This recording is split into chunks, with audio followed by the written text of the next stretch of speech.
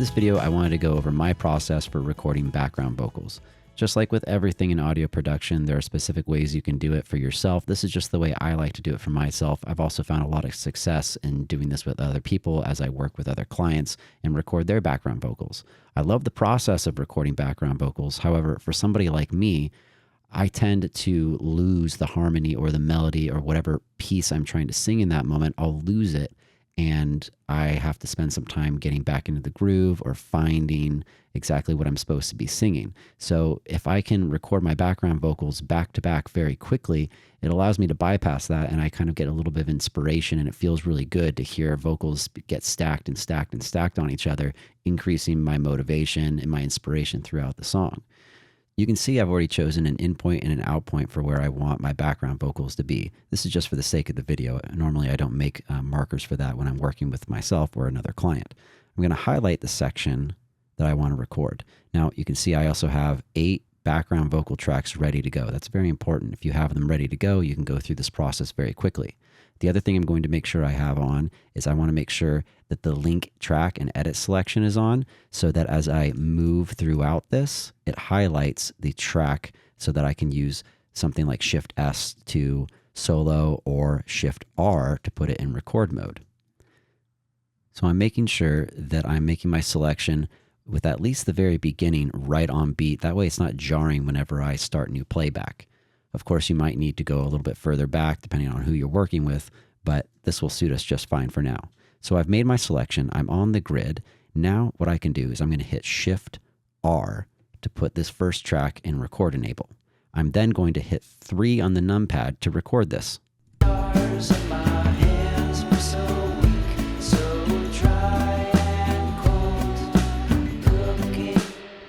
Great, so I just recorded that section right there.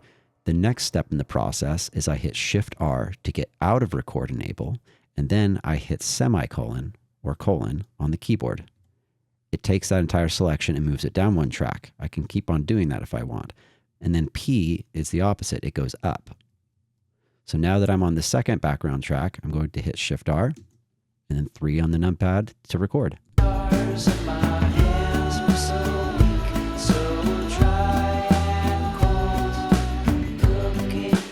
I'm not the best singer, but I'll get the job done for now. Now you can see how I can really quickly move through this process. Here we go. Shift+R, semicolon, Shift+R, 3.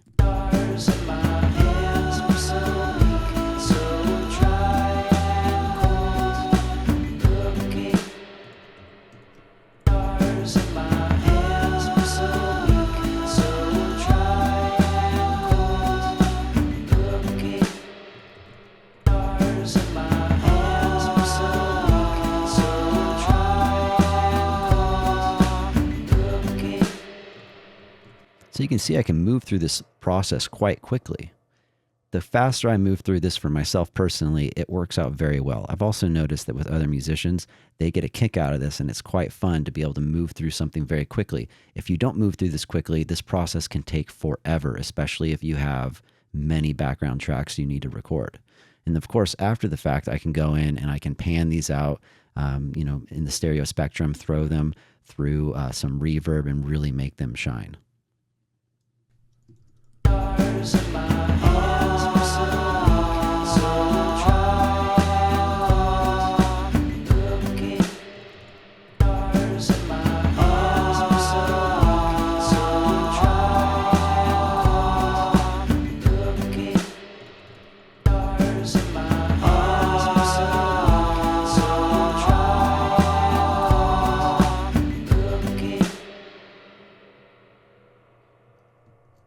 Now that I have these 8 background vocals right here, if I go to my slip mode, it's quite easy for me to just make big edits to everything. I can highlight all of that, delete, highlight all of this, delete.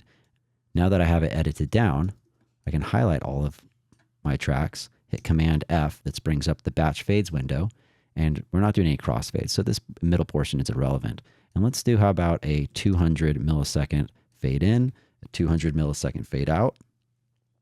And then I can change what kind of fade shape. Is it equal power, equal gain? I can change all those here and then click OK. And look, it already did those fades for me. Clearly 200 was too much, so let's try that again at 100.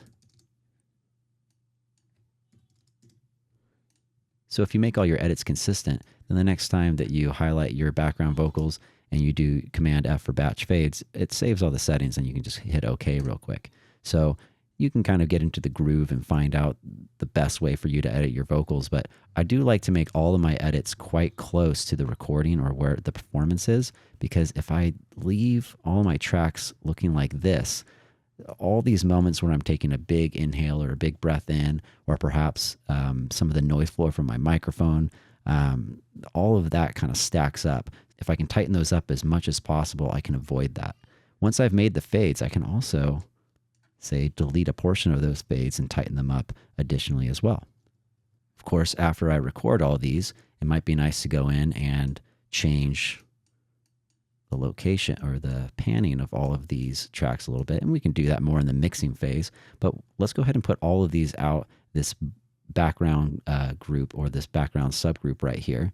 So I'm going to hold Option for all, Shift for that are selected, click on my output, and we'll go to that backgrounds track. Now all of those are routed to this aux track or this subgroup, which has a send to my reverb and also has some nice fun effects on there as well. Let's take a listen to that now.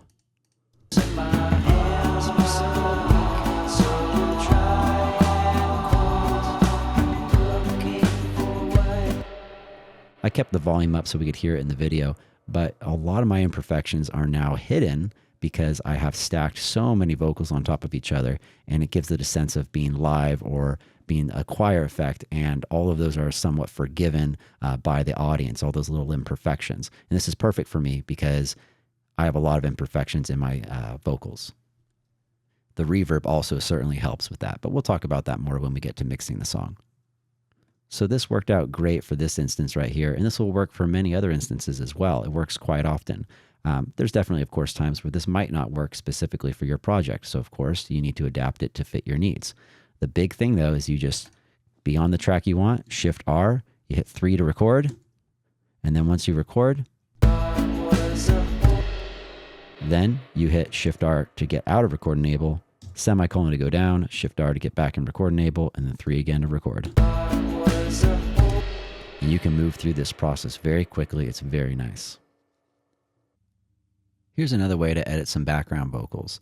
Actually, this is a good way to edit essentially any audio track in Pro Tools. What I'm trying to do is I'm trying to get rid of all of these blank spaces in between wherever I did my background vocal recordings, because all of this silence builds up. There's microphone noise, there's maybe some mouth sounds, tongue clicks, there might even be me inhaling or exhaling, and all those really stack up on top of each other, and we don't want that to happen. We want this to be a lot cleaner. So rather than just highlight those areas individually, hit delete, and go through all of these, that's not going to work very quickly, doing it all manually and separately. And of course, there's definitely times you have to do that. See, I have to do those separately and then do these. And that worked out fine right there, but there's another way to do it. What I'll use is the strip silence tool. In Pro Tools, that's Command U. If you don't want to do it that way, click Edit and then Strip Silence. What this will do is it'll sense the silence in the recordings and essentially take them out. Let's go ahead and make all of these tracks a little bigger so we can see them. So I'll highlight all of them and then Control Up makes them a little bit bigger. This is a lot easier to work with. Let's just start with this top track, and then maybe we can apply it to all of them. So let's turn all of our settings all the way down. As I increase the strip threshold, it begins to sense the amplitude of the wave and find those appropriate edits of where it should cut out silence. You can see it's getting really fine into the details because my minimum strip duration is too short. As we increase it, there we go. So I can adjust that depending on the performance. The other thing I can do is notice how it's cutting off the beginning and the end of this. If I increase the clip start pad, it will feather that at the beginning. And if I change the clip end pad, it will feather that at the end, allowing me to fade in and fade out. That's feeling pretty good right there. Now I can either strip that or I can just separate it. Now they're all separated. Or I can extract it, and it does the opposite of strip. It just took them out. In this case, I'm going to use strip. Great. Now that I've done that, let's do it to the rest of them and see if we can do this all in one batch. So highlight the like ones. It automatically is sensing those. We can even adjust the strip duration and such. That's feeling quite nice. Then hit strip. Let's go ahead and do that now to these ones on the bottom here, including the ones that are muted, so that if I ever did end up wanting to use these, they've already been edited. And it looks like my settings are pretty darn okay, but let's change a little bit of the start pad, a little bit of the end pad to accommodate, and we'll go ahead and strip that. Now that I've stripped the silence, all of the microphone noise, breathing, etc., all that is gone. Maybe I have some of that in the recordings themselves that you see here, but it'll be masked with all the other stacks on there. Let's go ahead and highlight these now, and I'm going to do a batch fade. Command F, so I have my fade ins, my crossfades, and my fade out. I have it set to 100 milliseconds. We'll probably just go to 50 for each. We'll adjust it to fit because some of them weren't quite fitting, but look at that. Everything has been faded in and out. I can, of course, edit these further and be a little more specific about them, highlighting that and hitting F. Notice how I got blank space to non-blank space, so it knows it's a fade in, compared to this, where if I have blank space, highlight, and then F, it's a fade out. But doing batch edits in Pro Tools is extremely helpful. The thing you just have to be careful of is accidentally cutting things out that you don't want to cut out. So just make sure that whenever you're doing any batch edits, you just take a look at each individual one, and you can get quite fast at this, but it is worth spending a couple extra seconds just to double check it.